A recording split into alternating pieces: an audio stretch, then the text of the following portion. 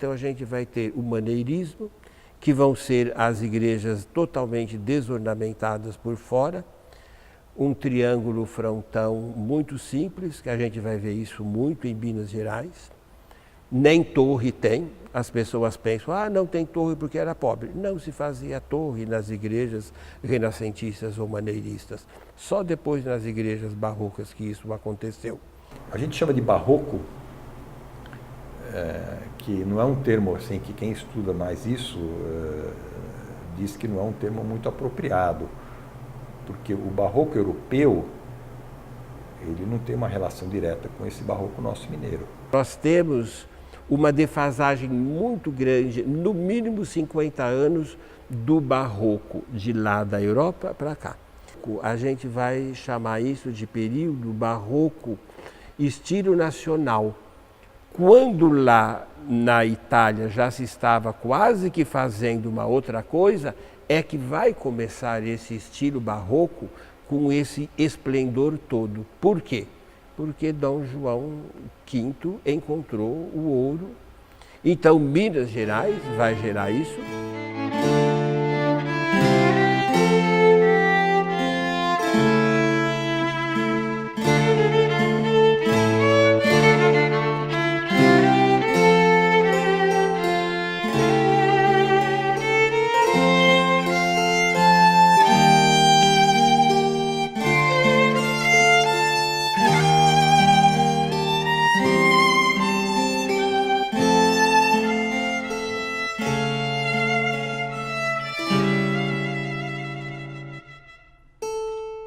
Então nós vamos ter uma transformação muito grande. As igrejas no período barroco deixam de ter o estilo totalmente desornamentado por fora, começam a ter as suas torres. Cada ordem religiosa vai ter uma escola de arquitetura. Quando isso veio para o Brasil, ele veio de uma forma filtrada e muito mais simplificada. E sem esse contexto também de contra-reforma, né? Então ele foi trazido um pouco, né, pelos artistas que vinham eventualmente e foi apropriado, sobretudo pelos mulatos, né, que eram bons artífices, entalhadores e tal. E gerou então um tipo que a gente chama de barroco mineiro, que é uma expressividade, né, assim, com muito emocional, tal, mas usando outros tonalidades de cor. Você vai ter, no primeiro momento, uma arquitetura totalmente paulista, feita com baldrames de árvore, de madeira, tudo aquilo feito dentro de taipa de pilão. Depois disso, as igrejas começam a ser feitas em pedra.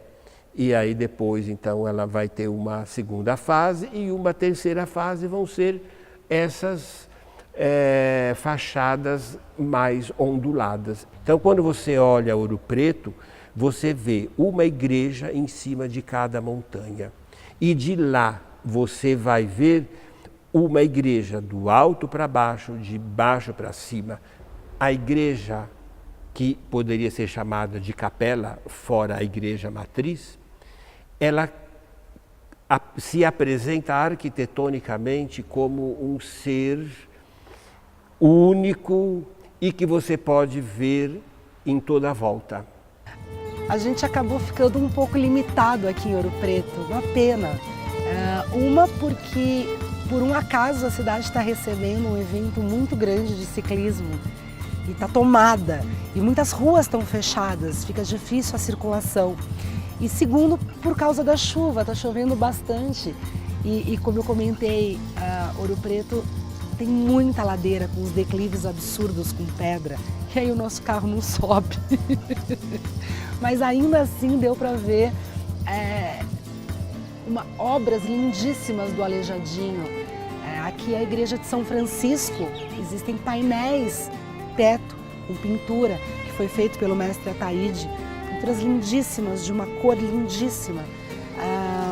Toda a parte de altar, não dos santos, mas o altar foi feito pelo Aleijadinho, e você percebe muito douramento aqui. Então é madeira com lasca de ouro, né? muito douramento nessa igreja. Ele também fez os púlpitos e a fachada. Pelo menos a fachada a gente consegue admirar e mostrar para vocês, porque as obras do Aleijadinho realmente são únicas.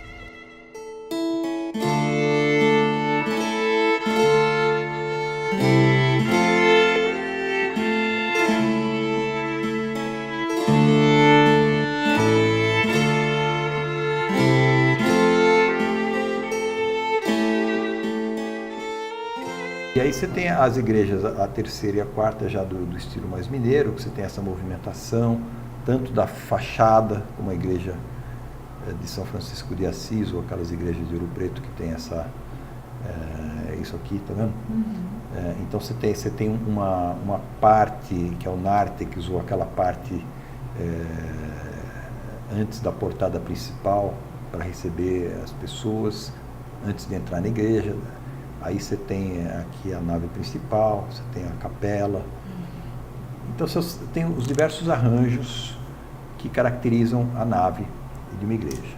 Quando o Aleijadinho foi fazer a louvação da igreja de Nossa Senhora do Carmo,